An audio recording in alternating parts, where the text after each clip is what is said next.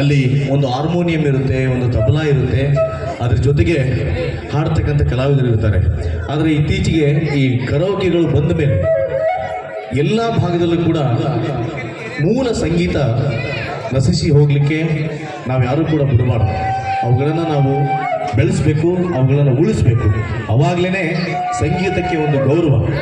ಇದು ಬಂದ ಮೇಲೆ ಯಾರ್ಯಾರೋ ಅಪಶ್ರುತಿ ಇರ್ತಕ್ಕಂಥವ್ರು ಏನೇನೋ ಒಂದು ಸ್ಟಾರ್ಗಳಾಗಿರುತ್ತೆ. ಸೊ ಏನೂ ಮಾಡೋಕ್ಕಾಗಲ್ಲ. ಬಟ್ ನಮ್ಮ ಯುವಕರು ಅದಕ್ಕೆ ತಡೆ ಆಗಬೇಕು.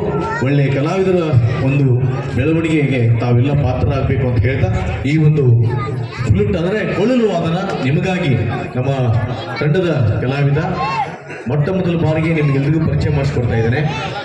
ಸಾಕಷ್ಟು ನಮ್ಮ ಮತ್ತಿಗೆ ಸರ್ ಅವರ ಕುಟುಂಬದ ಕಾರ್ಯಕ್ರಮಗಳಲ್ಲಿ ನಾವು ಭಾಗಿಯಾಗಿದ್ದೇವೆ. ನಮ್ಮನ್ನೆಲ್ಲ ನೋಡಿದಿರಿ. ಸೊ ಆದರೆ ನಮ್ಮ ವೆಂಕಟೇಶನನ್ನು ಇದೇ ಮೊದಲ ಬಾರಿಗೆ ಸೆಲುಡಿಯಲ್ಲಿ ತಾವು ನೋಡ್ತಾ ಇದ್ದೀರಿ.